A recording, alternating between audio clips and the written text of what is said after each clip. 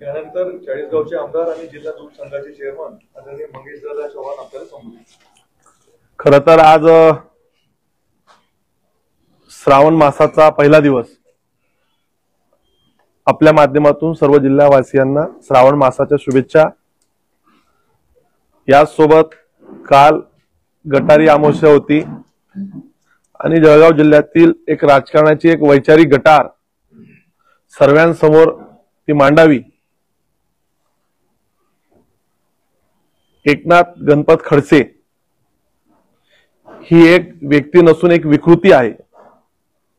वारंवार एखादी गोष्ट खोटं बोलून रेटून सांगायची, या पद्धतीच्या माध्यमातून पक्ष नेतृत्व, आमदार यांना बदनाम करायचं, हा त्यांचा कायमस्वरूपीचा धंदा आहे.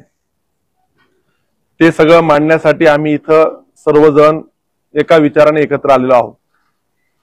खरं तर एकनाथ खडसे भारतीय जनता पार्टीत असताना ते नेहमी सांगतात की मी 40 वर्षापासून पक्ष वाढवला, पक्ष मी मोठा केला. मुळात भारतीय जनता पार्टी हा एक विचार आहे. या प्रवाहामध्ये अनेक लोक आलेत, अनेक खडसेंसारखे बाजूला सारलेत. हा विचार कोणीही देशात थांबू शकलं नाही. 2 खासदार निवडून आलेल्या या पक्षाची आज देशात व्याप्ती आपण सगळेजण बघताय. मुळात जर तसं बघितलं, एकनाथ खडसेंसारखं नेतृत्व इथं असताना माझा हा देखील सवाल आहे की आपण कायम परिवारासाठी या पक्षाचा वापर केला. पद आपल्या परिवाराभोवतीच मिळालीत. जे काही मिळवलं, जे काही मिळालं पाहिजे ते फक्त मला आणि माझ्या परिवाराला मिळालं पाहिजे.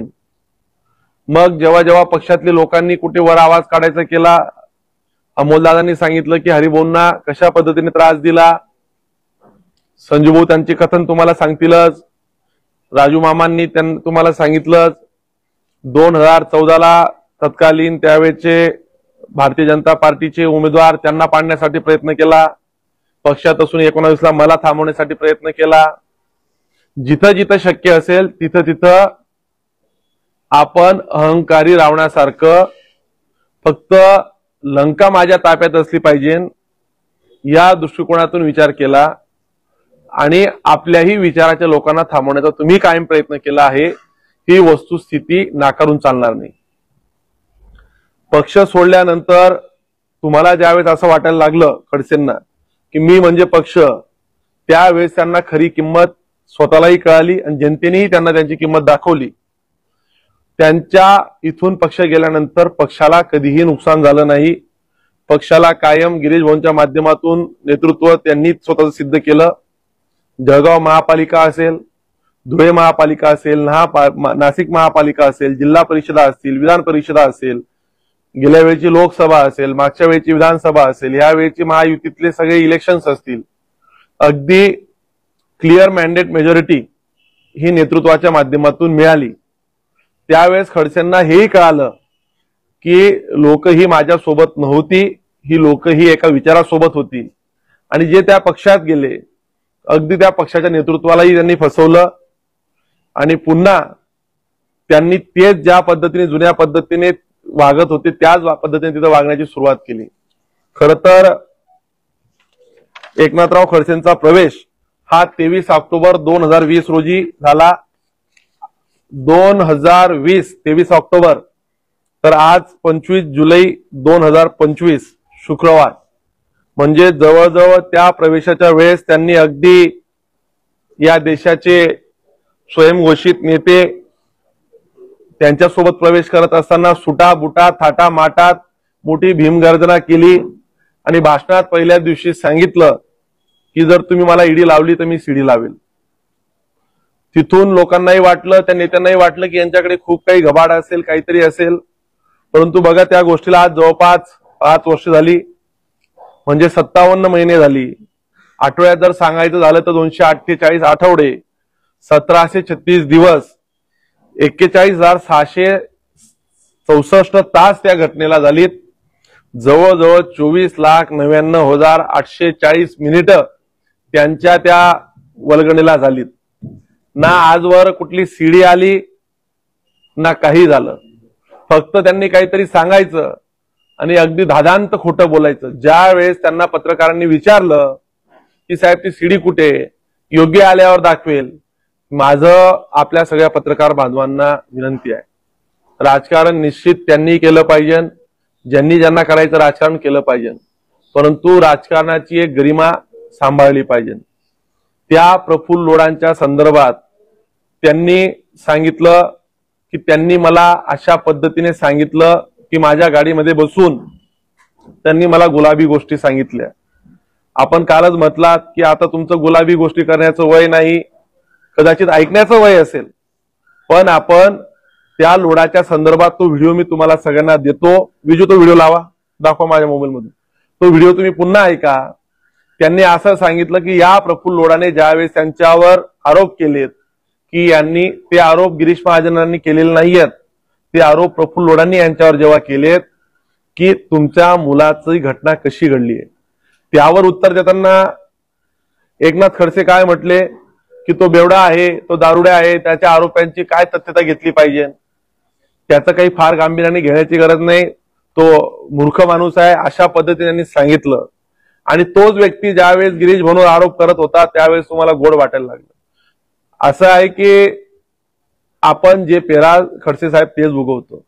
कुठेतरी तुम्हाला मनशांतीची गरज आहे. खरं तर तुमचं वय वाढलंय. आम्ही तर कायम परमेश्वराला सांगूच की तुम्हाला परमेश्वराने जास्त आयुष्य दिलं पाहिजे, कारण की तुम्ही नसताना तुमच्या डोळ्यासमोर भारतीय जनता पार्टीचे सगळे कर्तृत्ववान नेते आमदार काम कसं करतात हे बघायलाही कोणी असलं पाहिजे. त्याच्यासाठी आम्ही तुम्हाला चांगलं आयुष्य मिळावं ही तर मागणी करूच. परंतु तुम्ही ज्या वेळेस प्रफुल्ल लोढाच्या संदर्भात असं म्हटलात की त्याने मला गाडीत गुलाबी गोष्टी सांगितल्या, त्याच्याकडे सीडी आहे. तुम्ही राज्याचे विरोधी पक्षनेत्यापासून तर स्वयंघोषित मुख्यमंत्र्याची स्वप्न आपण पाहिली. स्वप्न पाहण्याबद्दल दुमत नाहीये, परंतु एखादा दारुड्या बेवड्या गोष्टी व्यक्ती तुमच्या म्हणण्याप्रमाणे तुम्हाला गाडीत काही सांगतो आणि राज्याचा एवढा मोठा तुम्ही नेता स्वतःला समजतात, ते तुम्ही जाहीरपणे आरोप एखाद्या नेत्यावर करतात.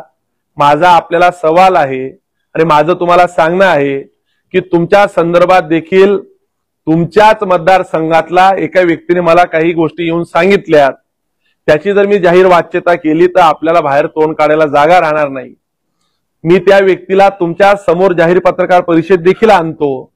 त्याने मला असं सांगितलं की एकनाथ खडसे हा अतिशय खालच्या स्तराचा विचार करणारा नेता आहे, घरात देखील घेण्याच्या लायकीचा हा नेता नाहीये. त्यांनी मला असं सांगितलं, मी यांना अतिशय जवळून पाहतो. 20 वर्षाच्या यांच्या इतिहासात यांनी अनेक लोकांना संपवलं, जवळच्या लोकांना त्रास दिला. हे तर राजकारणात त्यांनी केलंच, परंतु व्यक्ती म्हणून ही विकृती आहे. यांनी अनेक महिलांशी अनैतिक संबंध ठेवलेत. मी जबाबदारीने तुम्हाला सांगतोय, जसं तुम्ही लोढांचं सांगतायत की लोढांनी तुम्हाला सांगितलं म्हणून तुम्ही ते आरोप करतायत, तुमच्या विरोधात देखील मला अशाच लोकांनी येऊन सांगितलं आहे अगदी की एकनाथ खडसेंचे देखील अनेक महिलांशी परसंबंध होते. त्या महिला रात्र रात्र यांच्याकडे येऊन राहायच्यात, सकाळी सोडायला लोक जायचेत. तो बघणारा व्यक्ती असं मला सांगत होता. आता जर मी असे आरोप तुमच्यावर केलेत की एकनाथ खडसे साहेब तुमचे देखील असे अनेक महिलांशी संबंध होते, तर तुम्हाला काय वाटेल? कदाचित ते आरोप तथ्यहीन असतील का असतील किंवा नसतील हा वेगळा प्रश्न आहे, परंतु मी असं विचारात होतो की जोपर्यंत माझ्याजवळ पुरावे नाही तोपर्यंत मी ते मांडलेलेच नको पाहिजे. राज्याचा विधानसभेतला एखादा सदस्य, एखादा मंत्री, माजी मंत्री ज्यावेळेस काही बोलतो त्याच्याजवळ पुरावांचा आधार असला पाहिजे. आपल्याकडे कुठलाही एक पुरावा नसताना आपण वारंवार गिरीश भाऊंच्या चारित्र्याविषयी हनन करतात.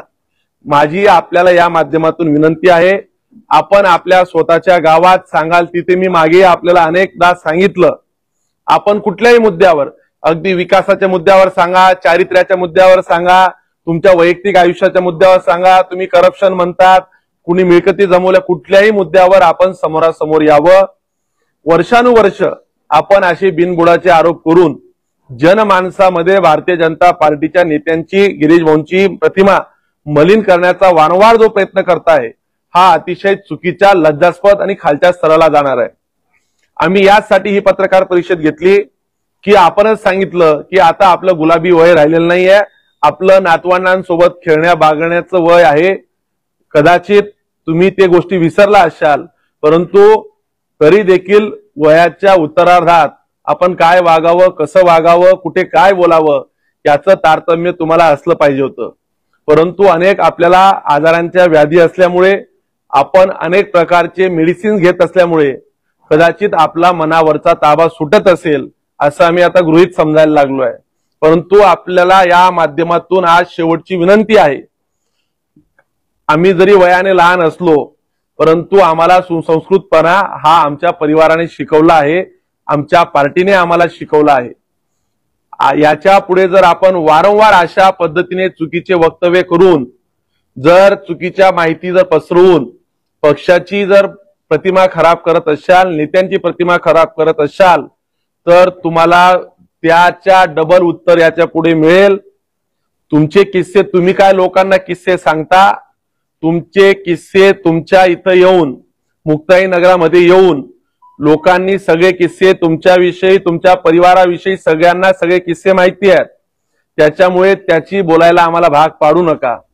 जर तुम्ही बिना पुराव्यांच्या आधारे बोलत असाल तर तशाच पद्धतीने बिना पुराव्यांच्या आधारे आम्ही देखील तुमच्या इथं, हा मला असं सांगत होता, त्या माणसाला सोबत घेऊन तिथं आम्ही आता तुमचे किस्से सांगायला सुरुवात करू. माझी या माध्यमातून आपल्याला विनंती आहे, आपल्याला सांगणं आहे, वयाने जरी लहान असलो तरी मी तुम्हाला सांगतो की तुम्ही कुठेतरी सुधरावं आणि आपण जे आरोप करताय त्या आरोपांचे पुरावे द्यावे. तुम्हाला कोणी एवढ्या दिवसापासून थांबवलं? तुम्ही आज 5 वर्षापासून सीडी लावताय. जर तुम्ही तुमच्या आईचं दूध प्यालं असाल, ती सीडी जनतेला दाखवावी.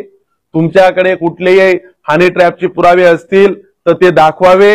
महाराष्ट्रातल्या कुठल्याही लोकांचे पुरावे असतील तर कोणी असू द्या, काय असेल ते राज्याचे नेते, मुख्यमंत्री, उपमुख्यमंत्री, तिघ पक्ष, कोणाचे नेते असतील, कोणाचे कार्यकर्ते, कोणी अधिकारी असतील, त्यांच्यावर कार्यवाह्या होतील. परंतु या जिल्ह्याची प्रतिमा मलिन करण्याचं काम एकनाथ खडसेंनी थांबवलं पाहिजे. विकासाचं राजकारण केलं पाहिजे. हे वार आरोप प्रत्यारोपामध्ये या जिल्ह्याचं नुकसान व्हायला लागलंय. आपण 1995 ला मंत्री होता, अनेक काळ मुख्यमंत्र्याचा नंतर विरोधी पक्षाचा दर्जा असतो तो आपल्याकडे होता. त्याच्यानंतर आपण 12 खात्यांचे मंत्री राहिलात, सगळी खाती आपल्याकडे होती. आपण कुठेतरी एक आत्मपरीक्षण करावं. 35 वर्षाच्या मुक्ताई नगरच्या पवित्र भूमीने आपल्याला संधी दिली. एका चांगल्या माणसाला त्या माणसांनी नाकारून तुम्ही अनेक वेगळ्या पद्धतीने कृत्या वापरून ज्या पद्धतीने निवडून आलात, 35 वर्षात मुक्ताई नगर आज कुठे आहे? ज्या जिल्ह्याचं तुम्ही तर म्हणता की मी राज्याचं नेतृत्व केलं, परंतु आपण ज्या जिल्ह्यात येत आहेत त्या जिल्ह्यात आपण किती किलोमीटरचे रस्ते केले, किती प्रशासकीय इमारती आणल्यात, किती व्यवस्था उभ्या केल्यात, किती इरिगेशनचे प्रोजेक्ट नुसते मंजूर करून झालेत, किती पूर्ण झालेत, या संदर्भात किती मेडिकल हब आणले. आपल्याकडे एक्साईजची जबाबदारी होती, त्यात आपण काय केलं. आपल्याकडे कृषीची जबाबदारी होती, किती ठिकाणी कृषीचे भवन उभे केलेत. इथं विभागीय कार्यालय केले पाहिजे अशी अनेक वर्षाची मागणी होती, आपण ते किती केलं. आपण ही वस्तुस्थिती तुलनात्मक जर मांडली, जर तुम्ही सांगितलं की गिरीश महाजनांनी 7 वर्षाच्या काळात 20 करोड रुपये, 200 करोड रुपये, 2000 कोटी रुपये आणले आणि मी 20,000 कोटी रुपये आणले, मी यामध्ये गिरीश महाजन साहेबांपेक्षा सरस आहे. जर असं जर तुम्ही जर आम्हाला कागदोपत्री विकासात्मक जर सिद्ध करून दाखवलं तर पहिला सत्कार हा मंगेश चव्हाण आणि आमचे सगळे सहकारी मी सोबत घेऊन येऊन तुमचा सत्कार करायला मुक्ताई नगर मध्ये येईल. परंतु आपण विकासावर बोललं पाहिजे. आपण सोयीने राजकारण करता, सोयीने प्रत्येक वेळेस गोष्टी मांडता. भ्रष्टाचाराचे गंभीर आरोप करत असताना फक्त आपल्याला म्हणजे लोकप्रिय सवंगता मिळावी, आपली त्या संदर्भात सांगणाऱ्याची विश्वासार्हता तपासावी. माध्यमांना पण माझी विनंती असेल की असले आरोप जर कोणी करत असेल, जर आता मी तुम्हाला सांगितलं की एकनाथराव खडसेंचं चारित्र्य कसं आहे, तो व्यक्ती कोण आहे, तो सांगणाऱ्याची चारित्र्य तर आपणही तपासलं पाहिजे. मी आज यासाठी सांगितलं की मला हे 10 वर्षापासून त्यांनी सांगितलं की बाबा यांनी असं सांगितलं. त्या मुलांच्या संदर्भात त्यांनी जे आरोप केले, अगदी गिरीश भाऊंच्या परिवारावर जात असताना खर तर मी गेल्या आता अनेक वर्षापासून आम्ही सगळेजण गिरीश भाऊला पाहतो, कुटुंब वत्सलता त्यांना आम्ही पाहतो की मुली असतील ते म्हणतात की त्यांना मुलगा नाही. खर तर राजकारणात इतक्या खालच्या पातळीवर जायची वेळ यायला नको होती. तुम्ही त्यांच्या परिवाराविषयी बोलणं आणि तुम्ही ज्यावेळेस असं म्हणतात की त्यांना मुलं नाही म्हणून त्यांच्या मनात खंत आहे, मला तर त्यांच्या मनात कुठली खंत कधी जाणवायचं कारण दिसलंच नाही. अगदी जावई मुलासारखे त्यांना जीव लावतात.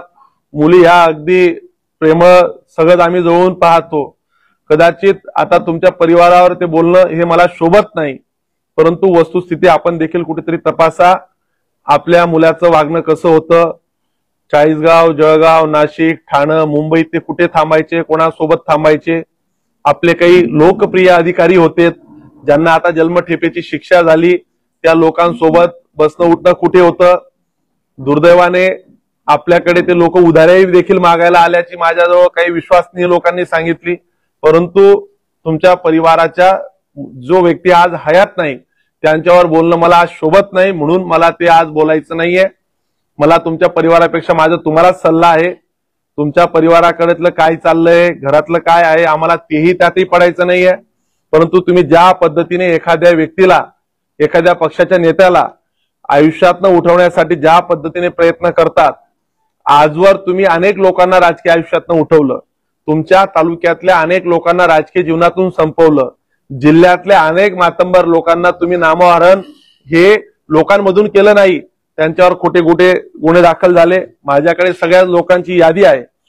तुम्ही आजवर खोट्या खोट्या गुन्ह्यांमध्ये अडकवलेले जवळजवळ 85 लोक असे आहेत की ज्यांच्यावर तुमच्या कार्यकाळात गुन्हे दाखल झाले आणि 85 पैकी जवळजवळ 84 लोकांना निर्दोष मुक्तता झाली आहे. त्या 84 लोकांना आपण राजकीय आयुष्यातनं उठवण्याचं पाप आपण केलं आहे. यातले जिल्ह्यातले सुरेशदादांपासून तर अगदी गुलाबराव देवकर असतील, जेटी महाजन असतील, आपण आपल्या कार्यकाळामध्ये ज्यांनी आपल्याला मोठं केलं त्याच कॉलेजमध्ये जाऊन त्याच प्रांगणामध्ये कशा पद्धतीने त्या परिवाराला, चौधरी परिवाराला त्रास दिला हे सर्वश्रुत आहे. परंतु आपण ज्या पद्धतीने आता हे वागता आहेत, ज्या ज्या लोकांना तुम्ही त्रास देता आहेत, दिला आहे, ते लोकांनी त्या काळात सहन करून घेतलं. याच्या पुढे ही सरंजामशाही, हा रावणाचा अहंकारीपणा तुमचा कोणीही सहन करणार नाही. आणि माझी तुम्हाला पुन्हा एकदा सूचना समजा, विनंती समजा, तुम्हाला ज्या भाषेत समजवता येईल त्या भाषेत समजवण्याची आमची ताकद आहे, परंतु आम्ही त्या पद्धतीने वागू इच्छित नाहीये. परंतु जर का तुम्ही वारंवार अशाच पद्धतीने नेत्यांचं, पक्षाचं, आमच्या सर्व आमदारांचं नामोहरण करत असाल तर तुम्हाला तुमचा उत्तर वीट का जवाब पत्थर से मिलेगा. पुराव्यांशिवाय तुम्ही काही बोलू नका. तुम्हाला जाहीर पुन्हा खुलं आव्हान आहे. तुमच्या आईचं दूध प्यालं असाल तर तुम्ही सगळे पुरावे घेऊन या, जनतेसमोर मांडा. जनतेच्या दरबारात जनता त्याचं उत्तर देईल. आपण परस्पर असे आरोप करू नका, एवढीच आपली या माध्यमातून विनंती. आणि येणाऱ्या काळात मी हा एक आपल्याकडनं विश्वास ठेवतो की आपण ही आपल्यातली जी वृत्ती आहे ही वृत्ती कमी करून निवृत्तीच्या काळात तरी आपण जबाबदारीने वागाल, तुमची जबाबदारीचं भान राहील अशी अपेक्षा व्यक्त करतो. परमेश्वर तुम्हाला सत्सद विवेक बुद्धी देईल अशा आशावाद व्यक्त करतो. धन्यवाद.